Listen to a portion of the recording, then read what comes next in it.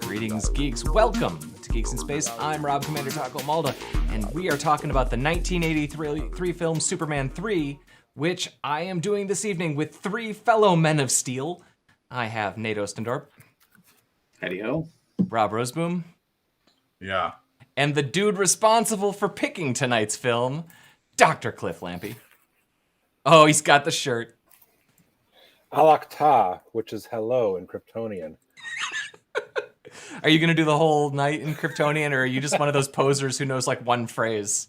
Yeah, there's some really deep connections to the greater Superman mythos that this movie really exploits. Like combining tar with kryptonite. Cliff, tell us why you selected this movie this evening. It's, one of those movies from my childhood that I absolutely loved. Like, I love Richard Pryor. Stir Crazy is probably still one of my favorite comedies of all time. And so as a kid, like the combination of Richard Pryor and Superman, which was my other kind of big obsession, was just money, right? Like that was just great. So like I already loved Superman since the first movie came out, but this really hit me hard. Turns out it's a terrible movie, but surprise! I absolutely loved it as a kid. As a kid, I was stupid. Yeah, well, all kids are stupid. This is one of those that I had on VHS tape as well. Same. Yeah, and there's a couple of moments that we'll get into here that affected me as a kid. But what I did not recall is just how bad this movie is. Like, this is rough. Yeah. I think this might be the worst movie we have seen. So for this format. Be careful saying that because it's going to mean that sometime Superman 4 gets picked. Oh no. Which is largely considered this one was a bad movie, but it was still commercially successful. That was a bad movie that was not commercially successful. Well, this movie has a lot of things going on with it. I mean, it's Richard Lester again, who came in to pick up the pieces after everything fell apart in the late production of Superman 1. And he did such a great job with Superman 2 that they decided, let's give you a whole nother Superman. Yeah, I mean, and Donner got fired from this, right? And it's clearly just the Salkins going after a straight up cash grab. Like 1 and 2 made a lot of money. This made a lot of money, right? And so they're just like, whatever. Yeah, for sure. Now, did it make Supergirl money? Let's see. It made, I think its budget was $30 million and it made 60. So it was 39 and 80, but yeah. Okay, yeah, something like that. So for the time, this was a big box office hit. Like this raked it in. I feel like though any movie that I had on VHS tape was then in that mysterious bubble of aired on Sunday afternoons on network TV, and I have to assume that if you got to be that movie, that you just raked in the cash, because like some of those movies were on like every other Sunday. Well, we start off, we leaped past a whole bunch of mediocre stuff, but, we start off with Richard Pryor learning that he needs to become a computer programmer. He lost his unemployment insurance at week 36, and this is the bottom of the barrel, back of a matchbook way he's going to make money is computer programming. Nowadays this would say go through data scientist boot camp. I love the laziness of the phone number on that matchbook. Yeah. 1, 2, 3, 4, 5, 6, 7, 8. Yeah, it's the number that an idiot puts on his matchbook. I really enjoyed this scene because like the bureaucrat was just so unlikable and great. Mm-hmm. I miss the days you could just smoke in public. Yeah. This movie has a ton of smoking for a movie that, aired all the time during kids' time. And it's really targeted at 6-year-olds. I mean, let's be clear. We get the Tessmacher stand-in, I guess, for this movie, because all the bad guys just sort of being like, we did a search replace on the Lex Luthor when you can't get Gene Hackman, and same thing with Tessmacher, you get the same characters back. Well, and watching this opening sequence was kind of like a slapstick Rube Goldberg comedy of errors thing, like. So the first two Superman movies were clearly straightforward adventure films, right? Yep. Straightforward adventure films. And this one is now clearly going to be a comedy film with action flavoring. The one thing I would say is that, and Cliff, I already know the answer, but have you seen the Richard Donner cut of Superman 2? So that takes out like most of the slapstick that, again, Lester added into the Superman 2 cut. This is just his deal. But like, Lester, he did like a Hard Day's Night or whatever, and Help. Like he was the Beatles guy. Like, let's have a shenanigansy band. That was his deal. All right. Well, here's where we get the actual kick in for the music.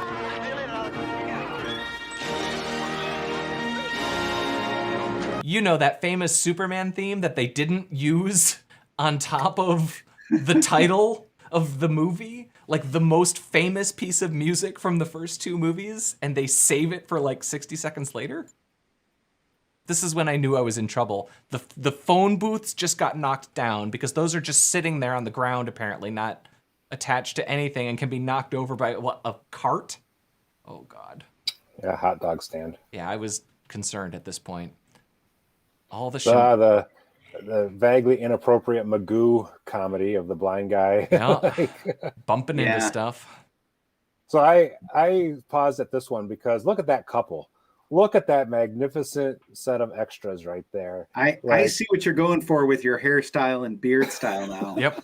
That is, man, if I could go for that, like just man right there, oh, that would be awesome. And I paid extra attention to the extras in this movie. There are so many funny little extras moments throughout this film that I had never noticed before in previous watchings. And that was one, like, right? Oh, loved it. It's all a hot mess, man. By the end of this sequence, like, I knew I was in for trouble. Like, a lot of trouble. All right. This is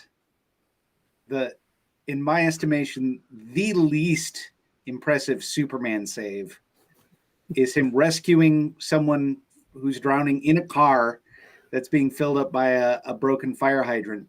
And nobody has any sort of implement that can, for instance, break a window. And so Superman is required to come in, and his feat of strength is he tears out a sunroof, which I will tell you probably does not require Kryptonian strength in order to do. Well, Dan, sometimes you rescue kids from burning buildings, and sometimes you save kittens from trees, right? Like, you don't pick the job that calls you. My other problem with this is I don't know a lot about cars, but there's got to be a hole, like somewhere in the bottom half of that car, like some sort of vent. No way, this car is hermetically sealed. Yeah, exactly. I mean, it's obviously ridiculous. That scene actually terrified me a little bit as a kid, right? Like, I was a little paranoid that could actually happen to somebody. You're smarter than that. That's true.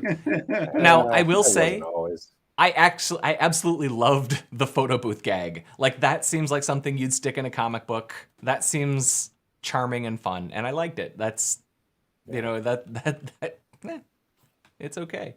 I like that he tears off and gives the just picture of himself as Superman to the kid. Yeah, that's a nice touch. It's charming, That's a Superman thing to do. Right, he's supposed to be good. Flies all the way across the street. Yeah, which is weird because... Well, to be fair, if I'm Superman, I don't know why he bothers to walk anywhere. I wouldn't even have shoes. Like, I would... Ground is filthy.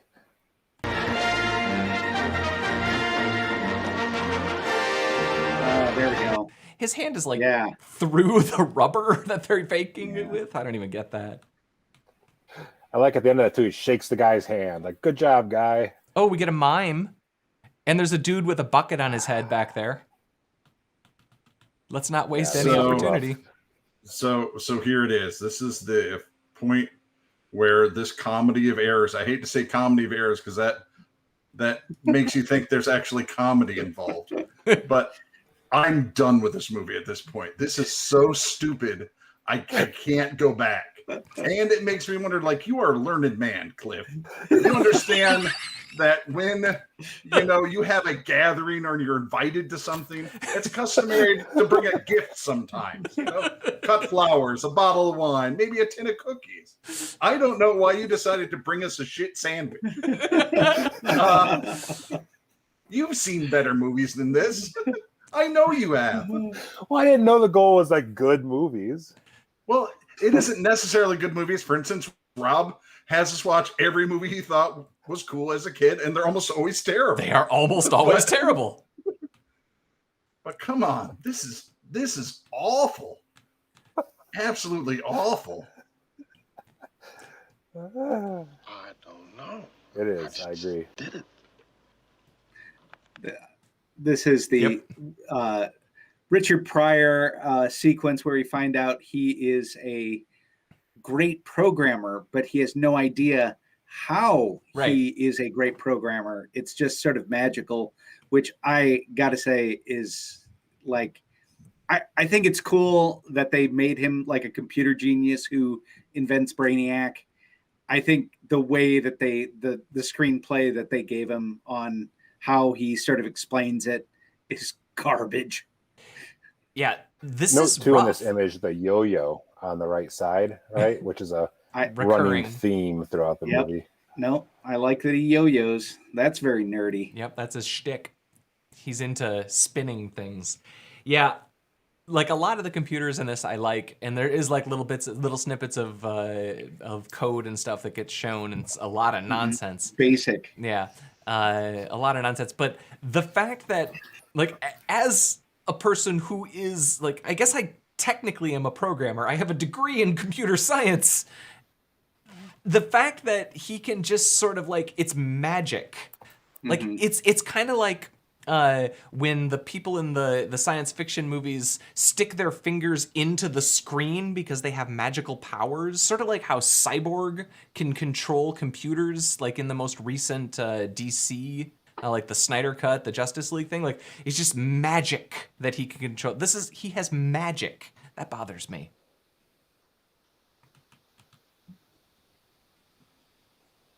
Yeah. I like that because most of that program is just print statements. Yep. Hey, good programmers debug like hell. That's what's going on there. Yeah, he's checking for inputs. He's got to go sub to something that we don't even know what it is because it's outside of the scope of the program, of the screen. He's a genius.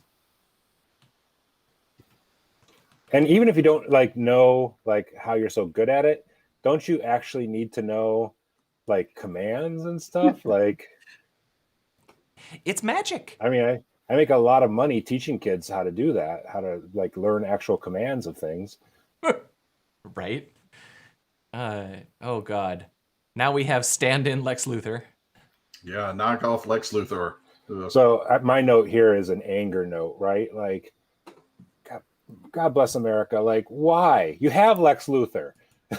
Why do you need a Walmart version of Lex Luthor? Why do you need the cheap knockoff of him? It's just, this character was completely made for this movie. Yep. He has no history at all anywhere in DC Comics. And for what? For what purpose? Oh, anyway. The worst part is that, it's because, obviously, Hackman refused to work with anybody after Donner. And so he doesn't come back until Superman 4. And thank God that he came back for Superman 4.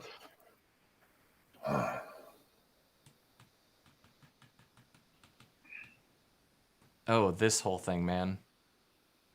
Margot Kidder this is another slapstick moment too, right? Where everybody's kind of talking over each other, and there's a bunch of confusion and calamity in White's office here. It's just and the bingo thing for really no reason other than a really poor payoff later during the weather satellite scene. Don't forget the computerization payoff at the very end of the movie, right? Yep. Computers, man. I think you're off by a minute on this note, though. am I? Sorry.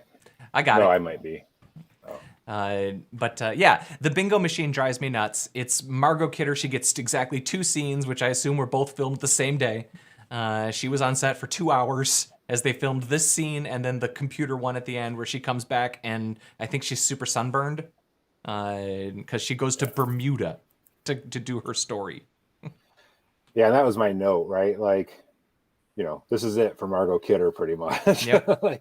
And, there was, in production, there was a reason for it, right? Like, they said that her relationship with Superman ended at the end of Superman 2 with the super weird kiss of forgetfulness that they had. I'm not against Margot Kidder getting her, guild minimum pay rate. Well, she got the final billing in the credits. She gets the as Lois Lane credit. I don't know if that comes with a pay raise, but that can't hurt. And we're back to Pryor. So if you play a couple of seconds of this, everybody in this office slides around on their chairs. And they keep doing this. Nobody walks in this space. They slide. Is that a thing? Is there... Oh, yeah. Back in the old-timiness of computers, like, could you not walk because it would, like, generate electric shock or something? Or Nate, how often did you chair race in college? Yep, that's the thing. There was a track that the computer science department would race on their chairs. It was lengthy. I think there was an elevator. And is that because you're lazy bastards, or is it because there's like a technical reason? It was the only exercise any of us ever got. They were very pasty and white in that very, very, very dark room with no lights. Nobody ever saw sun.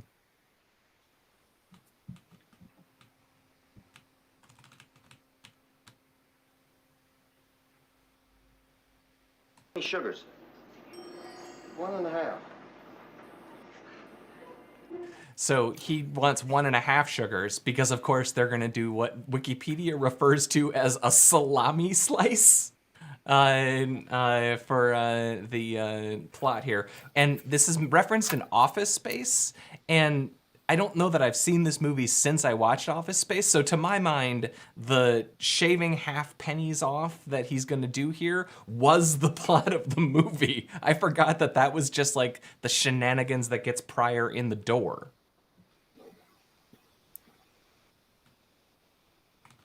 You got to give it to Pryor. He's really like working this role. This is definitely not his natural habitat. No. But this is nobody's natural habitat. Nobody is comfortable in this movie. Go forward, yeah. Hit play just for a few seconds here. We have the ultimate hacker tool, the light pen. I can't even. That's how he's navigating the menu. Cursor keys, not hackerish enough, not good enough for Richard Pryor. And I like that he has a menu. Yeah. That is said that the option is channel half-cents from all websco. That's just a function in there. He's just to be fair, he types this out, which is all that hacking is, right? Is you just tell the computer in plain English what you want it to do, and it does it. Yeah, it knows. It's just so lazy. It's so lazy. Right. So I paused here because, like, Clark and Jimmy are obviously trying to sneak around here, and there's a policeman looking just directly at them. just the worst security ever, and the worst hiding ever. Like, what are you doing? Like, you've been made, Jimmy Olsen. In about 5 minutes, he's going to climb on top of a fire truck and climb the ladder without anyone noticing. Why'd they even let him get off the bus here? Why did they even let him get off the bus? Like, stay on the bus. There's a chemical fire. Oh. Here's the dumb gag. Are there people in that car, or is that just a reflection? Yes. Okay. There's a dude in there. Okay, He so changed to the back seat, though. So I have another question about cop cars. Do cop cars just open in the back seats automatically? I just always assumed that they had the lock thing on, so you can't open the cars from the inside and the back. You can make it so that you can open the back doors. All right. Then that's okay. I won't be too angry about this. So this is the acid factory. The acid room. Yep. I like that he has them also go through that tube that presumably just had hot exhaust in. So Yep, exactly. It's not on fire, Here. but all their skin is sticking to it. I'm sure this is very safe for you to have contact with. Go slide down this. Concentrated beltric acid. That stuff heats up over 180 degrees. We've got a crisis on our hands that'll make this fire look like a Sunday school picnic. What is it? He said that all in one breath. So two things here. One is, why is the scientist staying there? He's not doing anything about it. Right? Like, he doesn't actually solve the problem. But two, if only we knew somebody with super freeze breath, right? Like, if only there was somebody around. Which in fact he uses to fix the problem, just not directly. The dumbest possible way. It's so infuriating. Get a half-inch sheet of ice, 1 lake wide, and dump it on it. Also, Jimmy Olsen is not paid enough for that. Nope.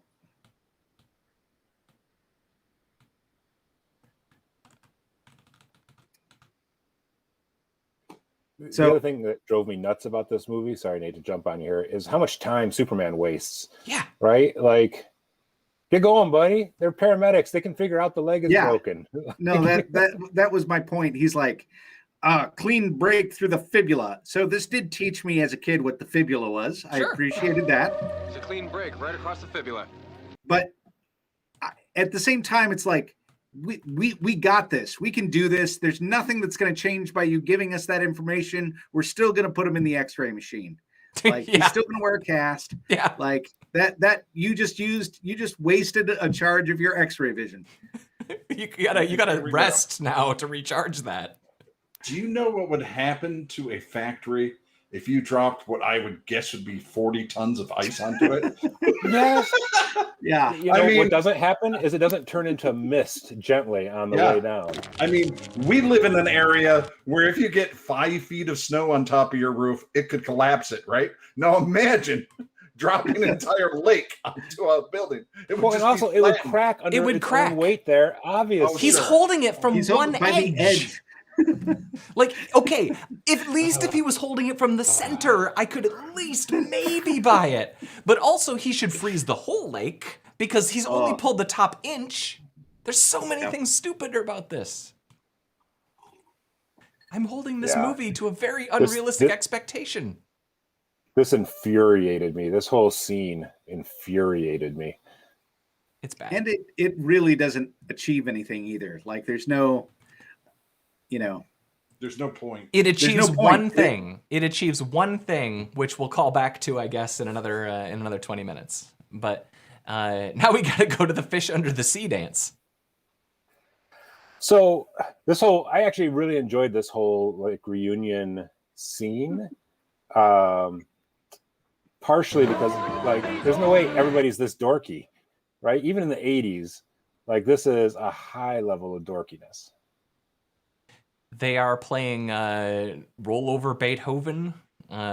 So I guess the Beatles connection is paying off. They probably it's a 1965 reunion. Like I can have a see note about playing that some coming up. Early Beatles. Sure. My next note's about that because like that was a pivotal song there, which made sense because Back to the Future takes place in 1955. But this is supposedly a reunion from 1965, highlighting a song that would be 11 years old. Like it just drove me nuts, like the inconsistency of why you would have that song playing. Guys, I got some really good news for you. There's no notes for the next 10 minutes of this movie. Yeah. Yeah, look at that. We have the reunion. We get introduced to the world's biggest douchebag. We dance. He's not a douchebag. He just has a problem. He's a bit of an alcoholic, and that's a disease, Rob. Oof. Way to bring me down, man. He's garbage. Oh, also, I like that his name is August. This is something I did not realize as a child. Gus is August. Cool. So he gets his paycheck now. That was what that was. I will say too, Annette Annette O'Toole is gorgeous in this movie. It was really weird for me to go back to this after Smallville, because she owned that she owned her role in that for so long that it was just like, oh yeah, that's right, she was in this.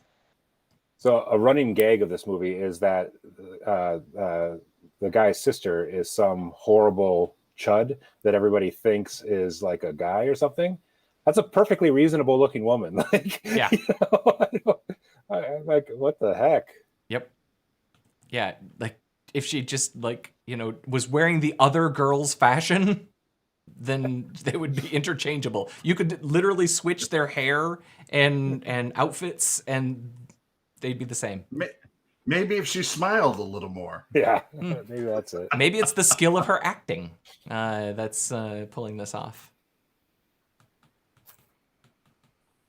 I do like that whole set, actually, the whole grayscale set. Did anybody note the bowling sequence? God, this was dumb. That was super dumb. With the super sneeze? Yep. Yep. So awkward. This is where I just noted his yo-yoing. And I like the fact that, He does it a lot. that's his nerdy thing. He yo-yos. Yep. But of course, he also gets to have shenanigans with the rotating bar. There's a lot of the sock scene. Oh, that's right. There's a lot of large rotating objects in this guy's office. He's got the giant map. He's got the giant bar. The thing is, they probably built this set, right? Like this was pricey. No, they blew a third of their budget just on the bad guy's penthouse. Never worn the same pair of socks twice. What do you do with your socks? I don't know. They're laundered and sent to some charitable institution, I think. Actually, I don't know what they do with them. Maybe they turn them into dust rags or hen wipers or something like that. I don't know if I've told you guys this, but I had this conversation with my wife about 1.5 years ago. I bought a new pair of socks and said if I had Bill Gates money, I would just buy a new pair of socks, a new bag of socks every week and just always put on new socks. And I thought that was an original thought that I had. So this little interchange, I think about way more often than I want to admit, right?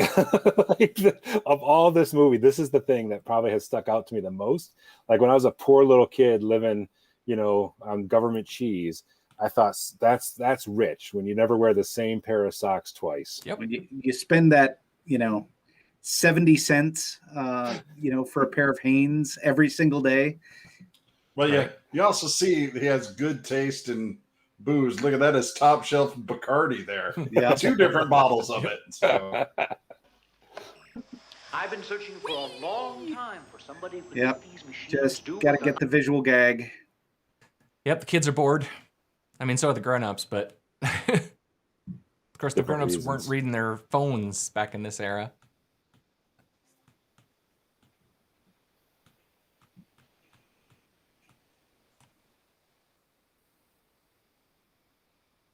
Well, the good news is that we get to go to a cornfield, because it wouldn't be a Superman movie without a cornfield. I have all of my picnics within walking distance of working agricultural machinery. So that's my note on this scene. If you play like 2 or 3 seconds, like when they're putting the stuff down, this is like the worst picnic spot I've ever seen. It's a ditch. Did they have to take an emergency ditch. stop somewhere for a picnic? Because the grass is way too tall. They're like 5 feet from the side of the road, squashed between the roads and active combines. And if you look, the car isn't even pulled over to the side. It's just sitting in the middle of the road there. Well, not quite like this, Ricky. Oh, Mom and I do this all the Look time. at that. That's miserable. Sorry, kid. Your childhood sucked. Don't worry, Ricky. You're going to meet Superman. Annette O'Toole. Ugh.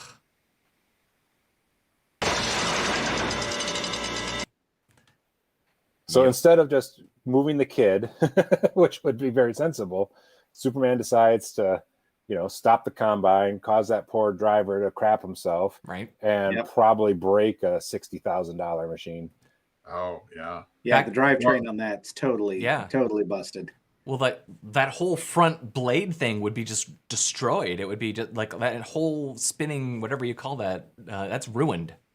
Yeah, he's burned out all the bearings there. Yeah. That whole thing needs to be redone. That farmer's profit margin for the year is entirely gone. His family is going hungry this year.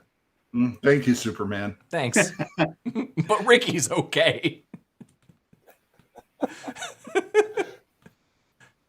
God, I hate Ricky. Yeah.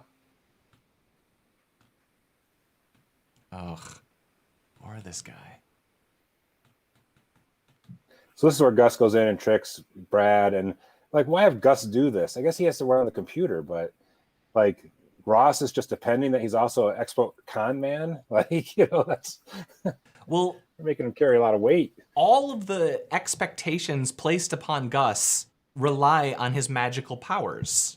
He is basically Mitzelplix or something, right? He can do anything. And his ability to use his yo-yo as a multi-tool. So it saves him here. A little bit later, he uses it to slide down some wiring or something. So interestingly, like an earlier version of this did have Mr. Mxyzptlk as a villain in this movie that was going to be played by Dudley Moore. I would love to see that so much. I bet it would be worse. So I just wanted to note here that the gag that they're doing with the 2 keys, this is our second movie that's had this, because we had War Games where they had to like do the 2 keys. I think in the 80s that's like a zeitgeisty thing, right? Like I don't know that we would, that's not something that gets used as often anymore. Although I guess they just did do that in that Hobbs and Shaw movie, right? Oh, I guess. The thing that really bothered me about this is the 2 units he's trying to put the keys into are not that big. He could just move them closer together. Yeah. Maybe the extension cord isn't short. There's a deleted scene on the DVD. They're just sitting on a desk. They're not like Wheat King. Yep. Nice corporate interface.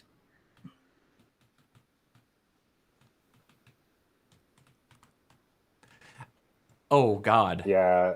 So this all the drunk hacking that he does. That look what you can do with computers. Like I said, that right there. Gus is magical. He has the ability to, from that terminal, cause what is 2 light bulbs to perform crappy rotoscoped animation. I don't know, man. I think this whole slapsticky like montage is just terrible. I think this might be a bad movie. Like, I could handle if it was just a bad superhero movie, right? For me, it's the terrible Three Stooges crap of this just makes it. Just the entire movie, and the entire movie is just saturated with it. It like twists the knife. They're packing it in. So we skip past that Columbia scene, but that scene struck me as being a little racist. I didn't put a note in about it, but like their view of Columbia is basically like thatched huts. Like that's what Columbia must be. I just was hoping I did, however, think it was cool as a kid to have a ski chalet and ski mountain on top of a building. I thought that was pretty inside, sweet. Indoors. I think that in honor of Chris, we should spend the next 5 to 7 minutes talking about the type of bindings that are on this guy's boots, maybe the nature of the snow, the lifting, a discussion of the difficulty Technically, of the that's trail. not a chalet. Yeah, right.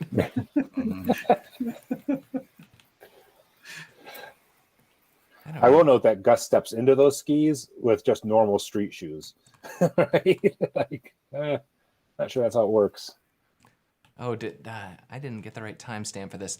He then performs this stupid little routine where he's like talking about Superman and like using the drapes, the tablecloth as a cape.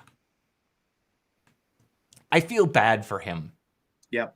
Well, and like it seems like, hey, we have footage of Superman actually doing this, but either we're giving Richard Pryor more screen time, or so much of the footage was unusable that we decided to just, show it in the background while Richard Pryor explains it. Upside down. He made the little N on top and the big N on the bottom. I was gonna go crazy. Yeah. Yeah. God. The bad news is it doesn't get better.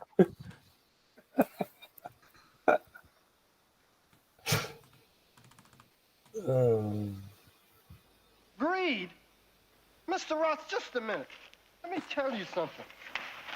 Is that you, Cliff? Yeah, so this next little bit is my other big memory of this movie, outside of the socks thing, is Richard Pryor skiing off this building and then landing safely as a kid, like just on the street. Yeah. No, I mean, he falls 20 stories or something.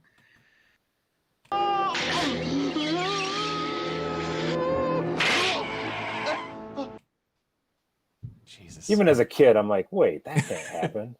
This one crossed your Can it? plausible deniability. Suspension of disbelief failed. Oh, man.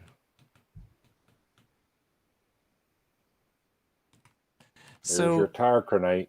yeah, so I think we skipped past, but yeah, he is smoking, and so he decides to put tar into the kryptonite for the missing 0.5% of the chemicals, and then they make it for him, and it still looks like kryptonite. Good Well, for the him. other Chris DeBona memorial note would have been like, the way they get this kryptonite or the chemical composition for it is to take a weather satellite and flip it around and point it into deep space where they think Krypton was, and like send out a beam to analyze kryptonite. That's how you do it. Yeah. Well, to be fair, they had already used the weather satellite to make a tornado. Yeah. So, I mean, why not? They might as well make them all dinner too. Right, a weather tornado that Richard Pryor apparently can just make happen with his magical computer power.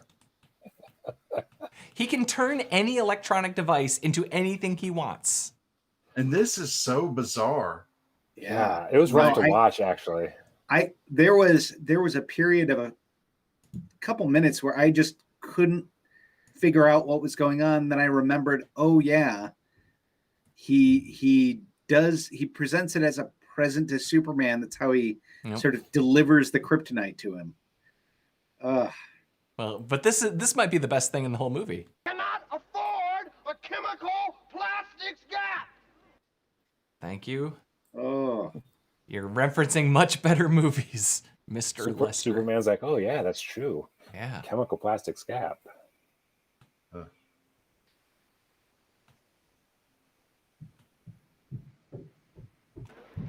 And here I'm like, what does Superman think this is? Right? Like, it's a green crystal. Interesting. Oh. I've seen something like this before. I know. I can't quite recall. This is fine. Thanks. Luckily, I've never had a bad interaction with green crystals before. I'm going to just put this in my Fortress of Solitude. I mean, I know that I'm literally indestructible, save a green crystal. So at best, this is kind of a dick move for making a monument in the shape of the thing that kills me.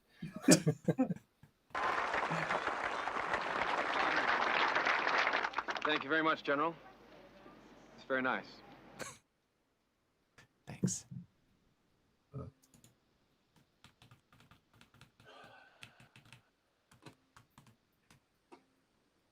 I had to make you rush off. Well, there's no rush.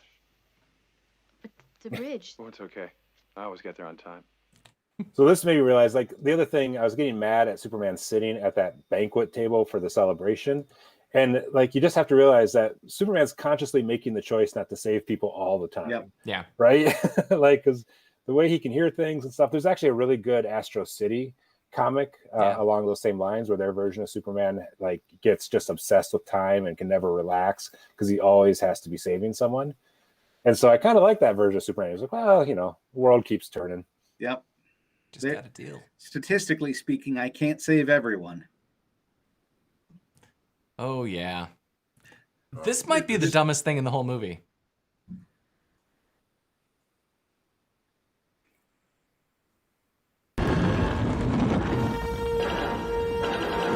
Aha. Your monument is straight. I fixed it.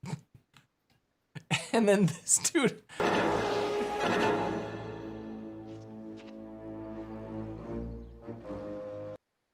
ruined his business. And of all the scenes to call back later, thanks. If I were Italian, I think I'd also be a little offended by that guy. He's not a stereotype. You're Nope. making that up. So this is one of the shots that I actually remember and really just like. Superman's a jerk and he blows out the torch. The eternal flame. Plus, I mean, just for me, I think it would have been more effective if he like pissed from a mile away and put it out that way. Yep. You know.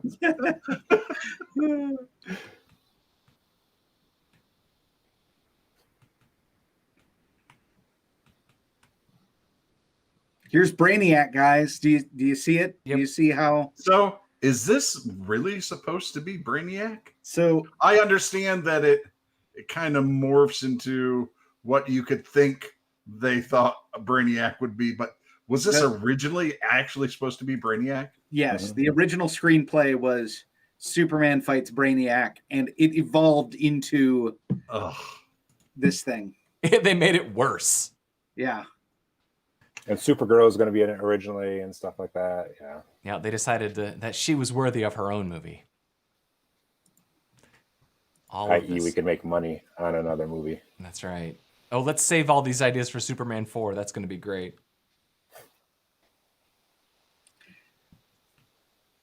I do like his giant evil globe. Yeah. Also, let me assure you, there are more than 14 oil tankers in the entire world carrying petroleum across this great planet. And probably more than one who, if they got a random instruction to drive to the middle of the ocean, the captain would be like, no. Yeah. You know how much that costs? I've been at sea for 3 months. I'm going home.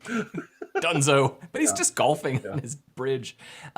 So I watched this and totally did not, like, this scene did not go into my brain. I must have gotten so bored and so checked out at this point that I remember, like, when she references it later, I was like, oh yeah, that's right. He like had a thing with her, but it's so like short and unmemorable and stupid that I just totally forgot those 30 seconds. It was kind of weird. Well, more than a thing.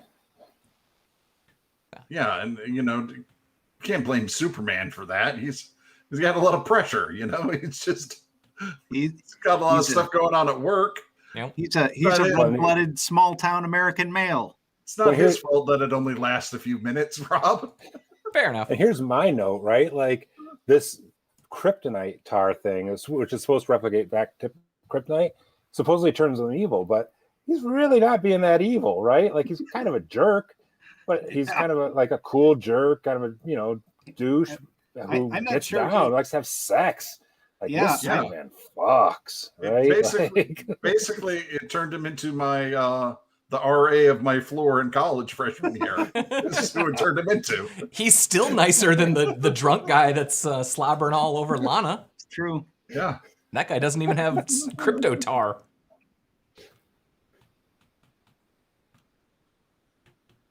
So there are so many things that start bothering me about this. Why are they wearing the suits from I can't even remember now. Mike TV, the sequence from Charlie and the Chocolate Factory, where all the Oompa Loompas are wearing the little white suits, and they're in the middle of nowhere. This is not cost effective. They have to ship all this stuff out there. There's no reason to do this. I think I had that phone, by the way.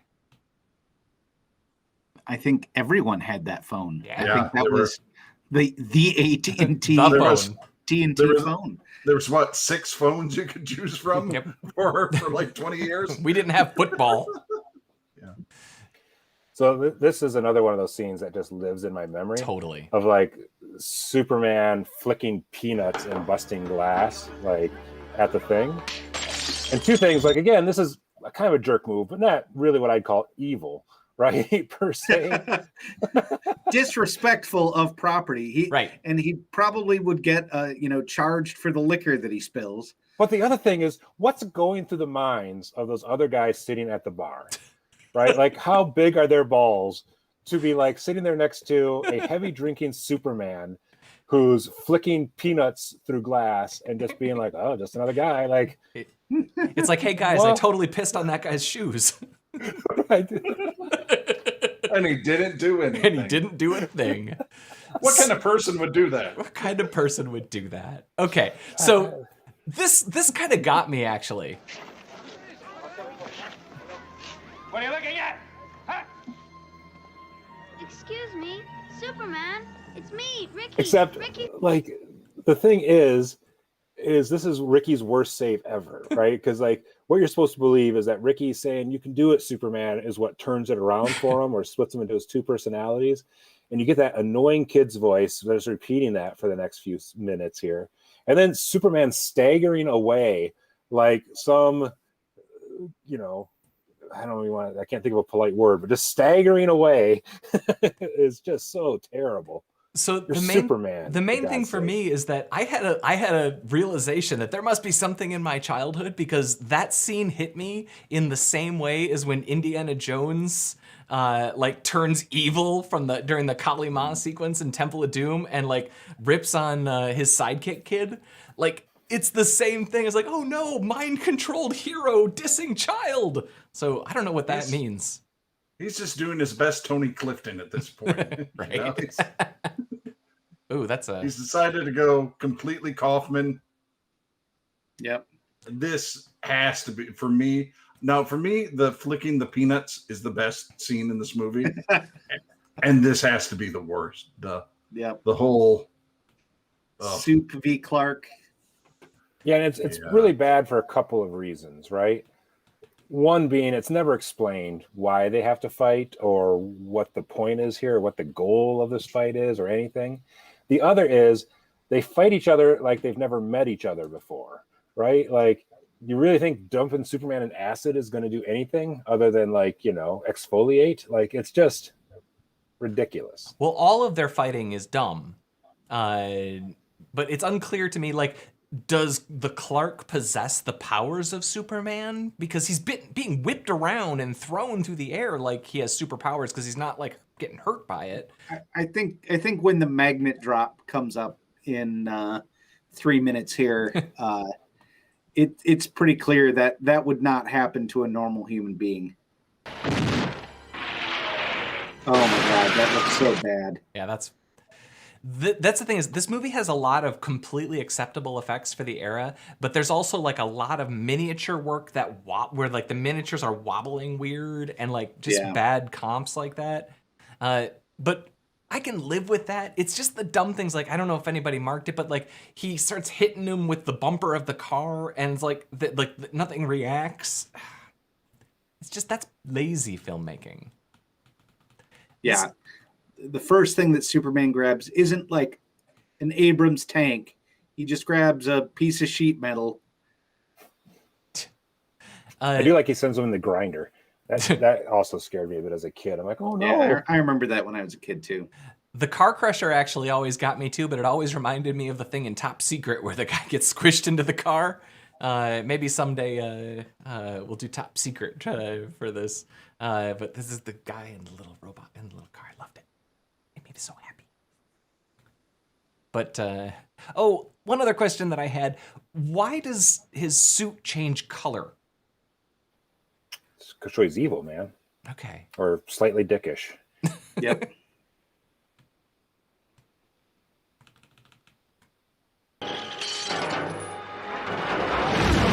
Oh, God. And he climbs out from a hole. Yeah, a hole. And I remember even as a kid thinking that's not how that works. At all. Like, a clearly dug cylindrical hole that's far deeper. Like, he's a foot deeper than that hole. Look at that. Like, he's... His shirt keeps getting clean, too. Guys, this might be a bad movie. So, my other problem here is that so much of their fighting is just wrestling. Yeah. Like, it looks like 50s TV Superman, right? Yeah.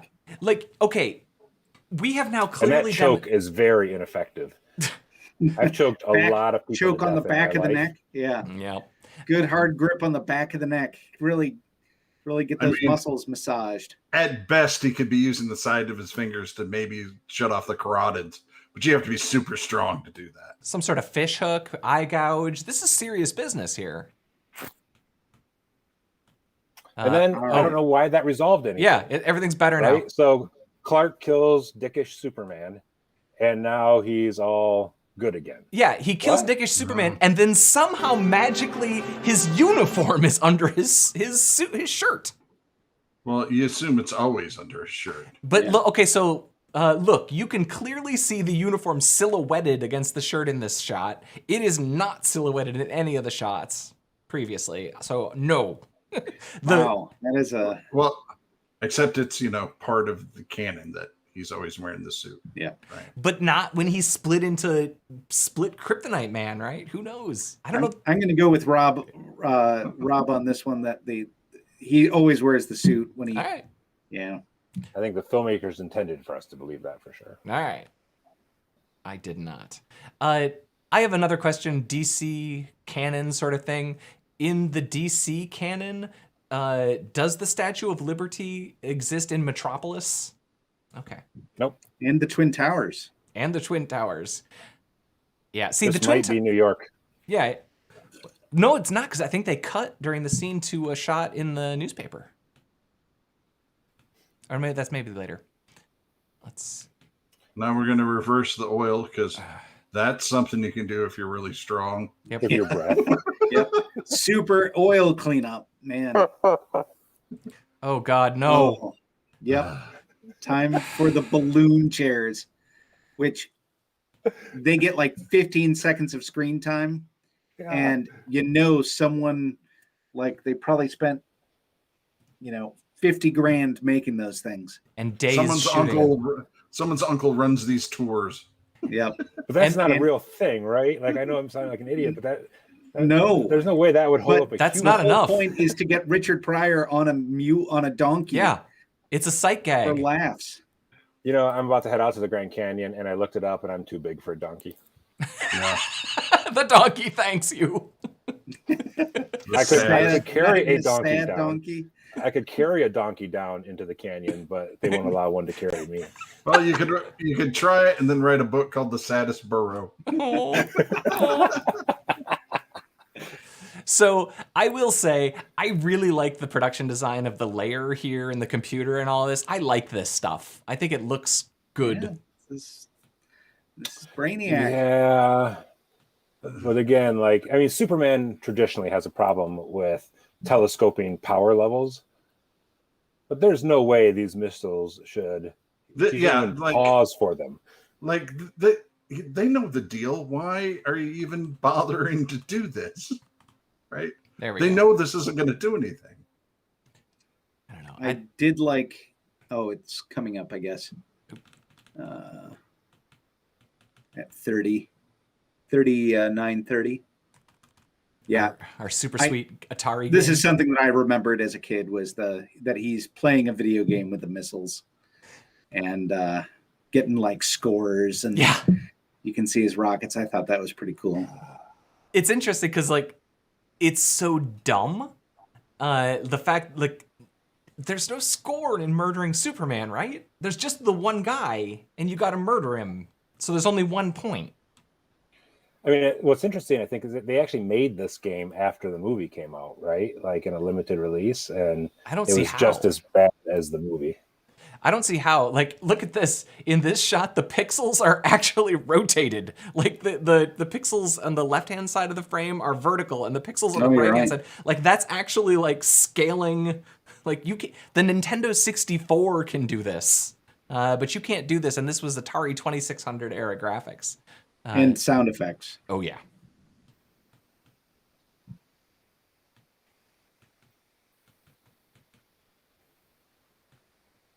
So play a couple seconds of this one. That guy's gone.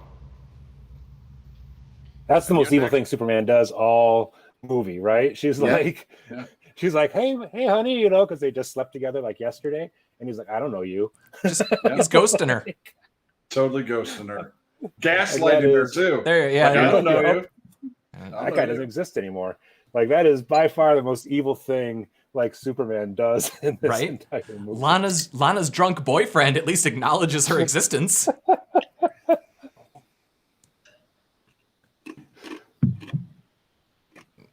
This was Nate.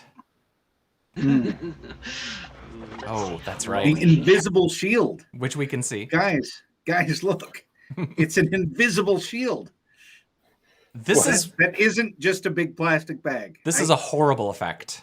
Yeah. Well, and she also says, like, let's see what he does without oxygen. And it's like, he's fine without oxygen. What are you talking about? He routinely goes into space. Right? It would take you hours to use up all the oxygen in there. We've seen him in space in both of the previous movies. Maybe she didn't watch those movies.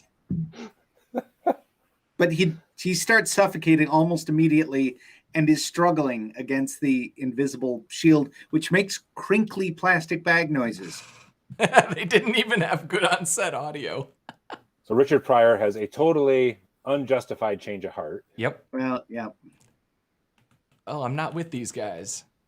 So we get the kryptonite ray. Wants to live.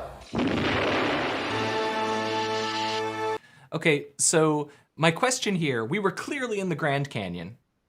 And then there's a power line thing, and there are clearly power lines going right over the top of the middle of the Grand Canyon. All right, I guess faux Lex Luthor can do that. But this power shortage is so significant that it takes the power down in Manhattan. This is clearly Manhattan. This is the power grid. I don't believe that the power grid works in this manner. No, that bothered me too when I saw it. It's Brainiac. Come on. Gentlemen, this might be a bad movie. The other thing that struck me at this scene is that Richard Pryor plays Tessmacher, right? Like, because this is exactly what happens in Superman 1. Yep. Where, you know, he's helpless by kryptonite and somebody has to rescue him. Yep. It's lazy. All of this stuff is just directly aping the better movies. Play a little bit of this. Oh. This part I remember as a kid.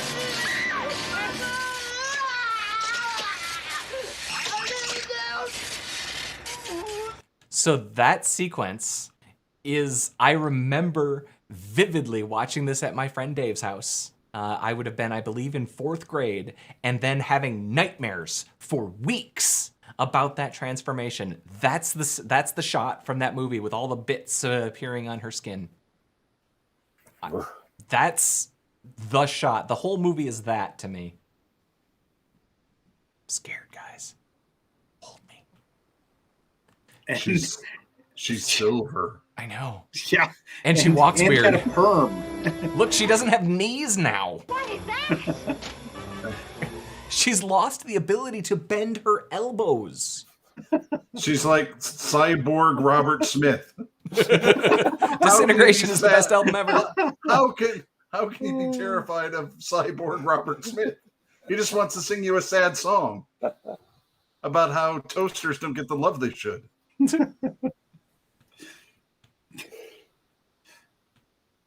Oh my God. So yeah, this is the thing that I did not realize until watching it today, is that he goes back to the plant, and the thing that he's bringing back is the acid from the first scene. Like, child me didn't register. Child me just thought that, like, I don't even know what child me thought. Child me thought that, like, Superman just put a thing down and wins.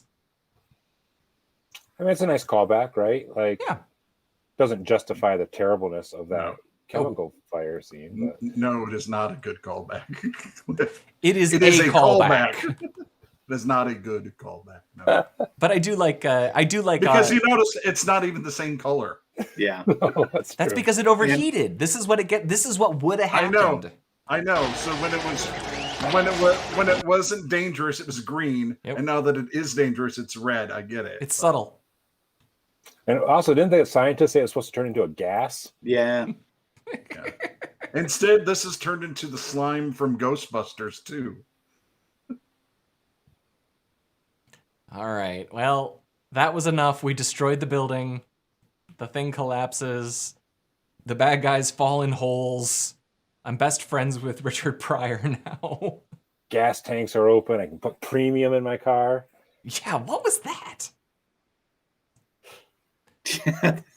Me and Superman, we just like to fly. It's like the Margot Kidder thing in the first movie, but super awkward in a completely different way. It's nice, though, that he tries to get him a job at the junkyard. Yeah. Yeah. Because of all the places that need a computer specialist, the junkyard is probably the best place for him. This struck me too, like, Superman should never be poor, right? Like, if Superman can make diamonds out of coal, he's never poor.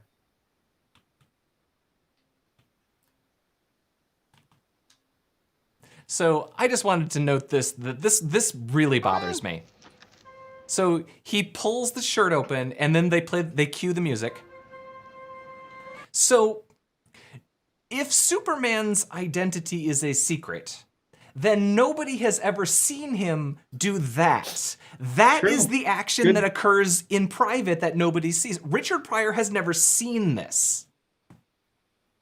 You nailed it, Rob. It's a nail in the last nail in the coffin of Superman 3. That was it.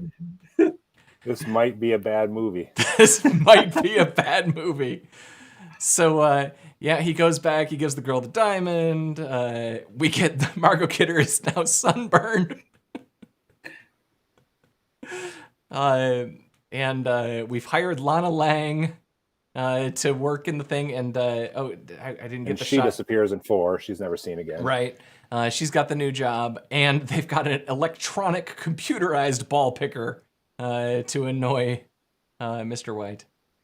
Because really this is all a metaphor for runaway technology. This is actually a perfect movie for our times, given the role technology currently plays in our environment and the dangers of overdependence on technology. Superman 3 is a prescient treatise on over-reliance on computing. Yep.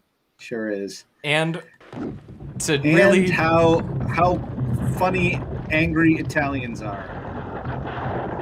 I just made new ones of these in the 20 minutes since you fought Superman, the other Superman in the junkyard. Yeah, timing and pacing of this movie are also a train wreck. I think my problem with it just comes down to this movie assumes children are stupid. Like you can make good movies for kids that aren't stupid. Like there's so much stuff that doesn't like if you're gonna be stupid and you're staying within the lore of your universe or whatever, fine. But this breaks so many Superman type rules. It's inconsistent with its own movies. Kids are not this dumb. This is my problem with most of these kid movies that came out when we were kids. That's why I hated them as a child, even because I hated how dumb and pandering they were. Thank God Pixar and Nickelodeon eventually came by and were like, you know what? We can make smart kid movies. Yeah, I mean, this movie is egregious, of course, but in the context of its time, right? This was not like abnormally dismissive of children. I don't know. E.T. makes more sense. That's 1 year later. Yeah, E.T. was also groundbreaking. That's true. Maybe E.T. was the one where they figured out not to treat children like they're dumb. Guys, I think this might be a bad movie. I would apologize, but decades of petty grievances with all of you make it so that this is only the beginning of my revenge. We just deserve it. Seems fair. Seems fair. All right. I vote that we don't watch Superman 4 because I watched that one about a year ago, and it makes this movie seem good. Because not only Superman 4, not only is it just as stupid and like just adding random superpowers for no reason, Superman 4 has like way smaller budget. So like $17 million. It got reduced from 29 to 17 after production started. Yeah, and I have to assume that a good hunk of that budget went to just getting Gene Hackman to show back up for one more movie. Some of those superpowers that didn't make sense in Superman 4 actually make sense in retrospect because of that. Like the scene that always bugged me in 4 where he uses some hitherto undiscovered power to rebuild the Great Wall of China. Mm-hmm. Originally they were going to have him do that with super speed, but they didn't have budget for it. Oh. So they just invented new powers to explain low sci-fi effects. The one that kills me, and now I could be wrong, that might be in 2, which is the one where he like throws a giant cellophane plastic red S? That's 2. That's the stupidest thing in all of these movies. So I love you all, but we already talked about Superman 3. Right? Why on earth do we have to talk about Superman 4? Let's just put the last shovel of dirt on this thing and move on. All right then. Rob, is it your pick? Maybe, or Chris's. No, this was Chris's pick. So I know, but it was Cliff's, so I didn't know if we were gonna let him pick next. Let's do Chris next time. Okay. All right.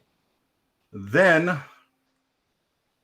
my pick, trying to decide, okay, my pick is one that proves that stupid can be funny and smart at the same time. We are going to watch my favorite absurdist comedy of the 80s. We're going to watch The Naked Gun. Oh. Right on. Don't Call Me Shirley? No, wait, that's Airplane. Yeah. Naked Gun is my second favorite Zucker movie. I'm excited to watch Starring this. American hero O.J. Simpson. Oh. Mm-hmm. We'll get there. Don't. And Ricardo Montalban's in it. Khan's in everything. Mm-hmm. I'm excited. That's an excellent choice. Gentlemen, it's been a movie. I don't think it was a good one. No. Thank you, Nate Ostendorp. See you later. Rob Roseboom. Goodbye. Cliff, I retract the thank you. No, that's not true. Thanks, Cliff. I imagine I have made it so I'll never be invited back. You're always welcome, but next time maybe you can pick a worse movie.